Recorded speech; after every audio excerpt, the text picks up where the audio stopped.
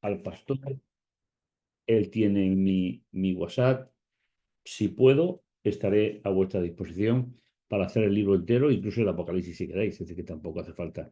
Es decir, eh, vamos a entrar directamente en esas partes del libro que son una especie de recopilación, donde aparecen unas promesas especiales, ¿eh?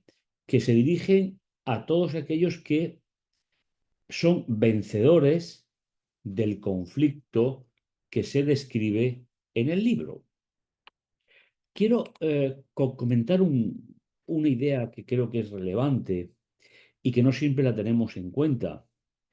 La victoria sobre el conflicto es algo que ha sido diseñado y ganado por Dios para nosotros. Al igual que Daniel y sus compañeros, e incluso luego Darío, Ciro, es decir, los diferentes reyes que van a aparecer en el libro, lo que tuvieron que hacer fue poner su vida en manos de Dios. Hablábamos estos días que la palabra fe, que se traduce en todas las Biblias, desde la Edad Media, no siempre fue así anteriormente, significa estabilidad. Estabilidad emocional con respecto a Dios. ¿Y qué quiere decir esto? Quiere decir que las circunstancias no deberían de alterar nuestra relación con Dios. Para eso tenemos la profecía bíblica, para saber lo que va ocurriendo, esperar confiados lo que falta por suceder y sobre todo no desesperar en el intento. Vamos a repasar algunos temas que son más conocidos, sobre todo, cada sección del libro ha ido dejando pinceladas sobre el final del conflicto, uno de una manera, otros de otra, pero prácticamente es una idea que se va a repetir en todo el libro. Algunas de ellas las vamos a recordar en esta noche. La lectura del libro de Daniel nos lleva sobre todo a la esperanza.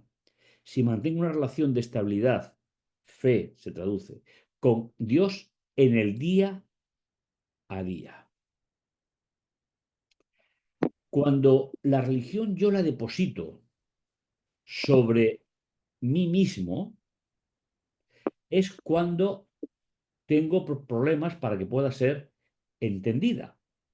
Y es ahí donde me gustaría que pudiésemos recordar en esta noche que la vida del creyente se desarrolla teniendo en cuenta la relación personal y estable con Dios. ¿Eh?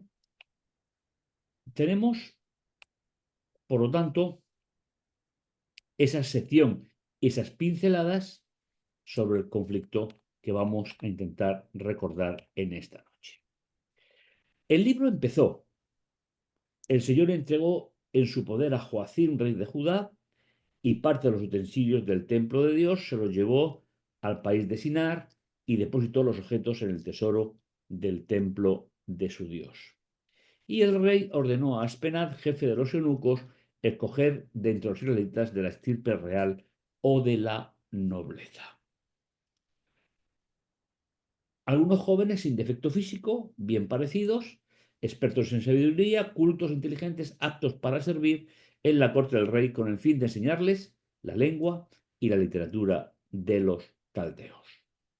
A partir de aquí, que presentamos el primer día los personajes del capítulo 1, se van a ir moviendo a través del libro y son, en cierto modo, un prototipo de la parte espiritual que nos falta completa y que finalmente llegará hasta nuestros días y hasta la segunda venida de Jesús. A Daniel, en nombre de todos los fieles creyentes, se le dice, y tú vete a descansar y te levantarás para recibir tu herencia asignada al final de los días. Capítulo 12, versículo 13. Y así termina el libro. Hay un detalle importante, herencia asignada, es un término hebreo muy, muy, muy interesante, porque como todos sabemos, solamente heredan los legítimos herederos. Y no es una repetición gramatical, es una realidad. No puede heredar quien no es legítimo heredero. Y Daniel se convierte, no por ser como él fuere, el libro no nos cuenta nada de él, pero de luego perfecto no era, porque ningún ser humano lo es. Pero él sí que dedicó su vida a servir a Dios y a servir al imperio. Es decir, recordáis que decíamos servicio horizontal, servicio vertical. Y aunque fue provocado muchas veces, él siguió poniendo a Dios en el lugar que le correspondía. ¿Y cuál es la recompensa final? La recompensa final es heredar la parte asignada, pero al final de los días. Entre el primer versículo que hemos leído y el último del libro se desarrolla todo el conflicto, del cual hemos visto algunas pequeñas pinceladas en esta semana. En los tiempos de estos reyes, ya estamos en la parte que nos corresponde a nosotros, del capítulo 2. El rey del cielo hará surgir un reino que jamás será destruido, ni cederá su soberanía a otro pueblo, pulverizará y aniquilará a todos estos, y él subsistirá para siempre. Si veis, en este versículo hay cuatro sentencias, que es justamente lo contrario a lo que han sido los imperios. Es decir, los imperios fueron destruidos. En segundo lugar, la soberanía pasó a otro imperio posterior. Sin embargo, de las cuatro situaciones que esperamos cuando llegue el sexto y último reino de la profecía de Daniel 2, es que acabará con todos ellos y subsistirá para siempre. Y fijaos lo que dice el versículo 45, tal como viste desprenderse del monte sin intervención de mano alguna, la piedra que redujo a polvo, hierro, bronce, barro, la plata y el oro. Si miráis con atención, ya lo apuntábamos un poquito, lo pone al revés, y lo pone al revés porque él está viendo caer la estatua en el sueño. El hierro es contrario al oro, el bronce es contrario a la plata y el barro lo pone en el centro de la estructura porque finalmente es lo más débil, es lo que hace caer la estatua. El gran Dios ha revelado al rey lo que sucederá en el futuro, es decir, en el tiempo del fin, y se le asegura que el sueño es verdad y su interpretación es fiel. En el capítulo 7 tenemos una escena preciosa que tiene que ver con la sección de juicio. Dejaré para otro momento el sentido de juicio hebreo, que no tiene nada que ver con nuestra concepción, pero sí vamos a ver un poco que todo el conflicto que se desarrolla en el libro de Daniel, todo el conflicto, tiene un punto y final. No sabemos cuándo, pero sí sabemos que para nosotros no será más allá que el tiempo que vivamos. Por eso, a veces, hablamos mucho de que la venida de Jesús está cerca, y nos olvidamos de que el valor que tendrá la segunda venida de Jesús para nosotros tiene que ver con la relación de hoy, no de lo que pueda pasar mañana, porque el mañana no lo controlamos. ¿Y cuál es la escena más larga, más metida en la piedra, que finalmente son los detalles que vamos a ver en esta noche? Es capítulo 7, versículo del 9 al 14. Mientras yo seguía mirando, prepararon unos tronos y un anciano se sentó. Sus vestidos eran blancos como la nieve, sus cabellos como lana pura, su trono llama de fuego, las ruedas de fuego ardiendo. Un río de fuego que manaba delante de él, miles y miles le servían, millones lo acompañaban. El tribunal se sentó y se abrieron los libros. A modo de avance, deciros que en el libro de Daniel, como en el Apocalipsis, exactamente igual, aparece el libro en singular y los libros en plural. Muchas veces pasamos por encima de estos detalles y no nos damos cuenta. Pero si Daniel escribe un libro en plural y libros en singular, nos está queriendo decir algo. Aunque, repito, a veces no nos dé todo la perspectiva que necesitamos. En este caso, los libros están en plural, con lo cual no se refiere al libro de la vida, que aparecerá en el capítulo 12. Se refiere a los libros donde está escrita la historia de los que no aceptaron a Jesús. Por lo tanto, nos centramos ya en el interior de la piedra, en ese qué pasará en ese sexto y último reino. Comienza con qué va a pasar con los que no son salvos. ¿Y quién no son salvos? Literalmente en el libro de Daniel son los que siguen a los imperios y rechazan al Dios que le dio el poder a los imperios. Si recordáis el capítulo 2, versículo 38, y el Señor le dio a Nabucodonosor el poder sobre el hombre, los animales, las aves, y todo se lo dio en su mano. Por lo tanto, ¿cuál es el dilema finalmente del conflicto? Es verdad que hay muchos detalles que deben de ir configurándose, pero ¿cuál es el verdadero conflicto? El conflicto es un conflicto de autoridad. ¿Quién gobierna mi vida? Y si me permites, ¿quién gobierna tu vida? Una de las cosas importantes que hemos visto y nos quedarían por ver en el libro es el concepto de autoridad. Si os dais cuenta, en los reinos, los reyes tienen un poder otorgado por Dios, pero es transitorio, porque después viene otro y después viene otro. Sin embargo, lo que estamos viendo aquí en la pantalla ahora mismo es llegar a un momento en que el poder solo estará en manos de Dios. Y además, para siempre. Y supongo que te puede pasar como a mí. El siempre nos lo imaginamos, pero está fuera de nuestra cosmovisión. Nosotros somos muy limitados. Con lo cual, se nos presenta un tribunal en el cielo. La base de este juicio no es el libro, sino los libros. Y después veremos el libro que también aparece en el libro de Daniel. Fijaos, seguí mirando. Y aquí está el final de todos esos poderes en los versículos 11 y 12 del capítulo 7. Mientras que Daniel es transportado al cielo, es decir, a la visión del trono de Dios con el juicio para los impíos, ese juicio se aplica en la tierra. Y lo tenemos en los versículos 11 y 12.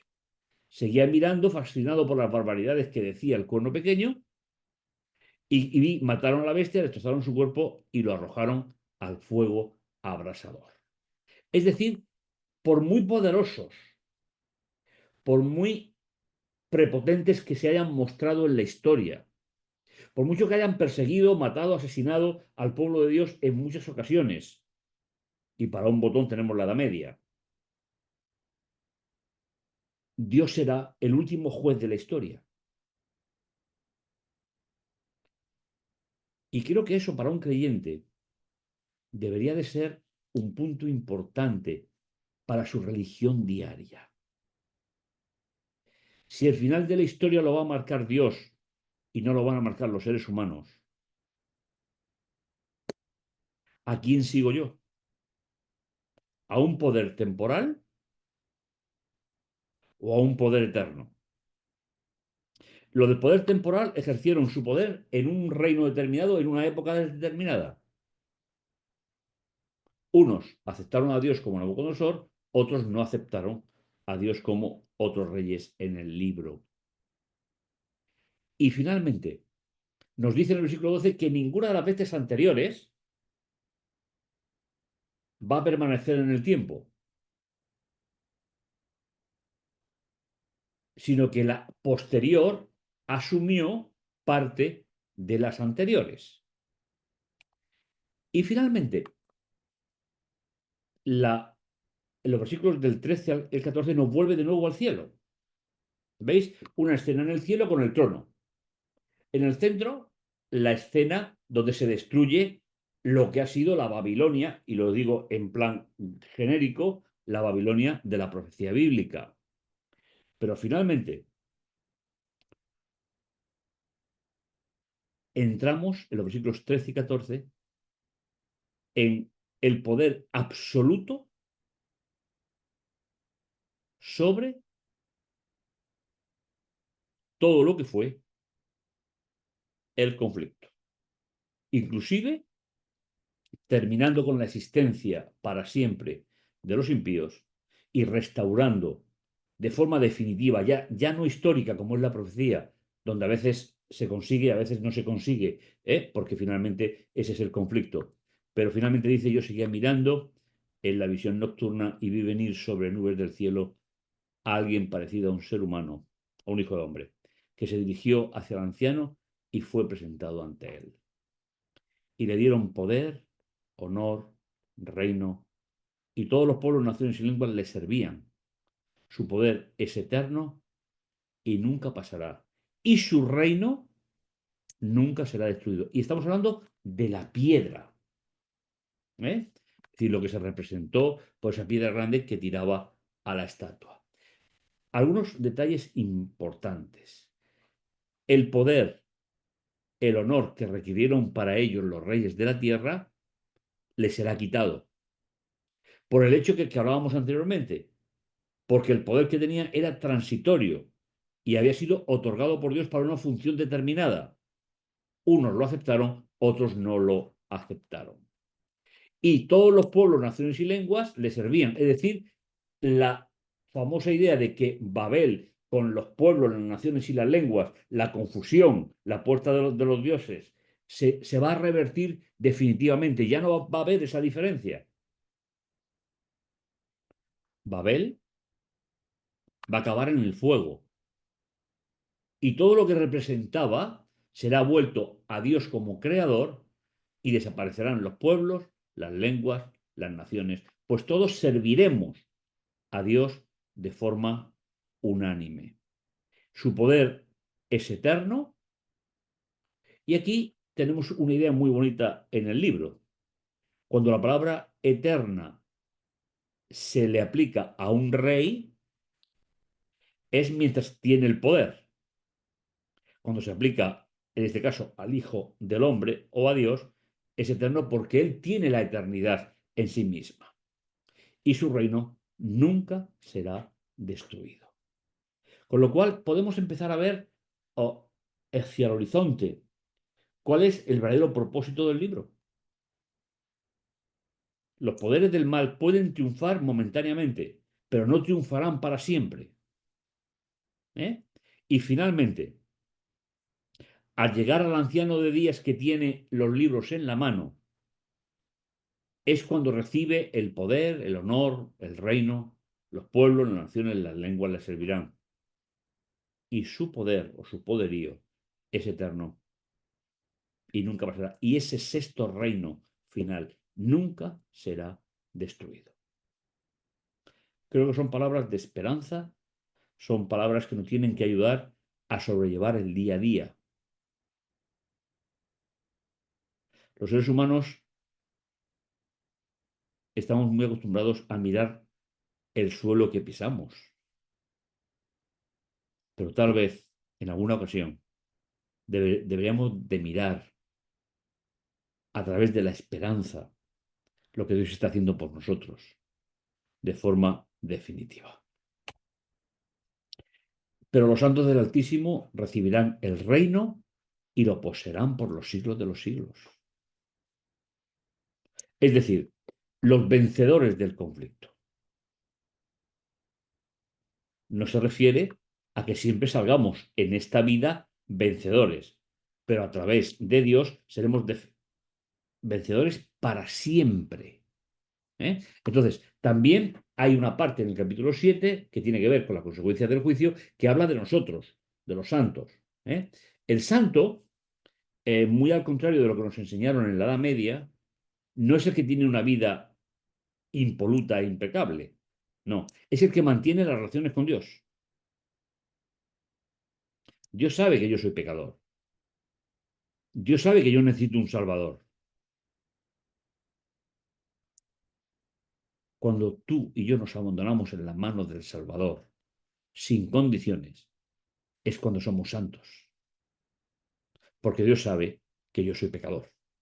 Entonces, cuando veáis la palabra santo, no en la Biblia, sobre todo en la primera gran parte de la Biblia, no pensemos en la impecabilidad del ser humano, sino en una relación de estabilidad con Jesús a través de nuestra experiencia de creer en que Él es el Salvador de la humanidad. Eso es el concepto de santo, es decir, el que aparta su vida para mantener no una relación basada en el yo, sino en la relación personal con Dios. Y yo veía como este cuerno declaraba la guerra a los santos y los vencía, ese es el conflicto, hasta que vino el anciano de Días, el que hemos visto en la sección anterior, para hacer la justicia de los santos del Altísimo. Y aquí hay un tema muy importante que es hacer justicia. ¿Qué es hacer justicia por parte de Dios? Hacer justicia es aplicar el plan de salvación. Es un concepto que las legislaciones humanas no contemplan nunca. Nosotros solemos decir, cuando alguien ha cometido un delito, hay que hacer justicia. ¿Y qué estamos pidiendo? Casi siempre venganza.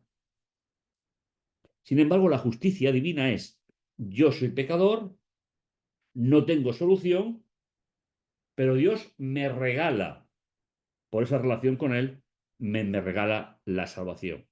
Con lo cual, es algo que no me merezco, es algo que no puedo negociar con Dios, pero es algo que recibo por su gracia y su bondad y misericordia. Y cuando llega hasta el anciano de Días para hacer la justicia a los santos del Altísimo, y llegó el momento en que los santos recibieron el reino. En el capítulo 7 hay tres escenas que nos van a hablar precisamente de que los santos recibirán el reino por heredad. Pero cuando el tribunal haga la justicia, le quitará el poder, será destruido y aniquilado totalmente, versículo 26, versículo 27, y la soberanía, el poder, la grandeza de todos los reinos del mundo serán entregados al pueblo de los santos del Altísimo. Su reino es eterno y todos los poderes le servirán y le obedecerán. Es decir, no habrá fisuras, nunca más, nunca más en el reino de Dios, porque el pecado habrá sido exterminado, se acabará todo este mundo de pecado, habrá un cielo nuevo, una nueva tierra y habrá una nueva esperanza. Y fijaos, en aquel tiempo surgirá Miguel, estamos hablando aquí, la palabra tiempo es tiempo del fin, concretamente, en aquel tiempo surgirá Miguel, el gran príncipe que se ocupa de su pueblo. Esta frase me gusta especialmente. Porque fijaos, está en el capítulo 12, está al final del conflicto. Y su pueblo ha atravesado el conflicto desde Babilonia hasta la piedra.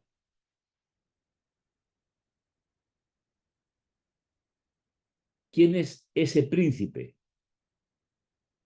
Es Miguel. Miguel es un nombre que se le da a la segunda persona de la deidad, que es la encargada de ponerse al frente del pueblo de Dios en los conflictos. Significa quién es como Dios, con un interrogante, ¿eh? Y reconoce que serán tiempos difíciles, pero entonces se salvará tu pueblo. Todos los que estén escritos en el libro, en singular. Decía antes que es un detalle que no siempre nos damos cuenta, pero que es trascendente y muy importante. En el libro en plural están los impíos, en el libro en singular está el pueblo de Dios. Y los que están escritos en ese libro serán salvos. Y fijaos, a diferencia del Apocalipsis, el versículo 2 nos habla de dos resurrecciones pero no pone tiempo entre ellas. El Apocalipsis es el que me dice que entre una y otra van 1000 años, pero eso Daniel no lo trata, ¿eh? Porque para Daniel el tiempo en ese sentido no va a existir. Muchos de los que descansan en el polvo de la tierra serán despertados. Unos para la vida eterna y otros para vergüenza y destrucción eterna. Aquí yo sé que este versículo se hacen muchas lecturas, sobre todo lecturas medievales. Pero no olvidemos una cosa, que el final de los impíos es la destrucción con fuego y azufre. Y como nosotros no creemos en que pueda haber una manifestación de nuestra existencia separada de nuestro cuerpo, de nuestra vida, porque somos un ser indivisible, tenemos que entenderlo a la luz de toda la Biblia. Es decir, para vergüenza y desaparecer eternamente sería el concepto bíblico y no el que se hereda de la Edad Media con situaciones No lo intermedias digo, ¿verdad? o fuego sufriendo. Con lo cual, el libro acaba muy de distinta forma que como empezó. Empezó con el exilio. Es verdad, como decía el pastor, nos faltan muchos detalles, eso es cierto, ¿eh? Pero creo que como botón puede ser suficiente para una reflexión espiritual. Se salvará quien esté escrito en el libro en singular y serán condenados los que estén escritos en los libros. Y finalmente, habrá una separación ya para siempre entre el pueblo de Dios y el pueblo de Dios va a trascender a un grupo. El pueblo de Dios es solamente Dios sabe quién es salvo realmente. Pero yo tengo que prepararme en lo que yo puedo hacer para encontrarme con Él. Unos resucitarán para vida eterna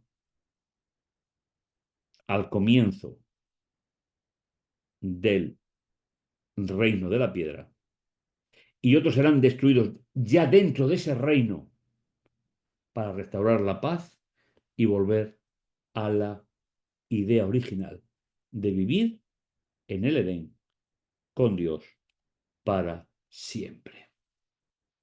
Y hay una promesa final con la cual acabo. Dichoso, capítulo 12, versículo 12, dichoso el que sepa esperar. Dichoso.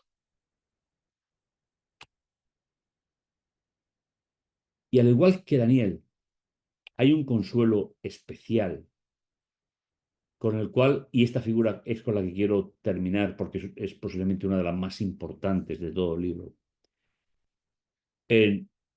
Dice, en el año tercero de Ciro fue revelada la palabra de Daniel, palabra verdadera acerca de un gran conflicto, y él comprendió la palabra y tuvo inteligencia en la visión.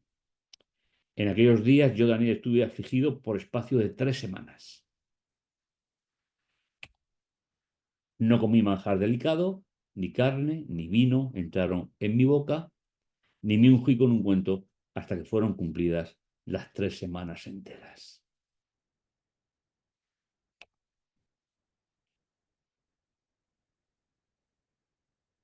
Y nos da el momento. El día 24 del primer mes, Daniel sigue ligado al templo.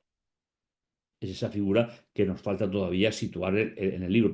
Pero el día 24 del primer mes es una semana después de la Pascua. Porque el pueblo hebreo, según Dios había indicado en Egipto, en la Pascua sería el primer mes del calendario hebreo. Por cierto, sigue siéndolo hoy para ellos. Él se encontraba a la orilla del gran río Hidekel y alzando los ojos, he aquí un varón vestido de lino blanco, ceñido sus lomos de oro de Ufaz. Fijaos qué descripción del sumo sacerdote celestial. Su cuerpo era como exólito, su rostro como un relámpago, sus ojos como antorchas de fuego. Sus brazos y sus pies tenían refulgencia del bronce incandescente, y el sonido de sus palabras era como el estruendo de una multitud. ¿Cómo se consuela a Daniel? A Daniel se le consuela con la visión del sumo sacerdote celestial. Y ahí creo que deberíamos también de aprender nosotros un poquito. Nosotros no encontraremos el consuelo pleno mientras estamos viviendo en el conflicto. La ayuda de Dios nos va a ayudar para seguir hacia adelante. Pero Daniel fue consolado por la visita que le hizo el sumo sacerdote celestial, lo que le dio fuerza, vigor, y así terminó sus días, con la promesa de que se levantaría para recibir la herencia que ha sido asignada para todos los creyentes. Me gustaría que pudiésemos disfrutar de esa visión positiva de la historia. Es verdad que el día a día a veces es complicado y según en la época que vivimos y las circunstancias que vivimos, que nos movemos, pero lo cierto es que hay un Dios en los cielos que revela, que es útil y que finalmente, cuanto más conozcamos ese Dios, más cerca estaremos de comprender el plan preparado para cada uno de nosotros. Esa es la esperanza que a grandes rasgos muestra el libro de Daniel. No solo las fechas, no solo las bestias, que también están, pero tienen el valor que tienen. Lo más importante es que la victoria no va a ser tuya ni va a ser mía. La victoria va a ser el anciano de días, entregando el poder al Hijo del Hombre, resucitado por toda la eternidad. Amén.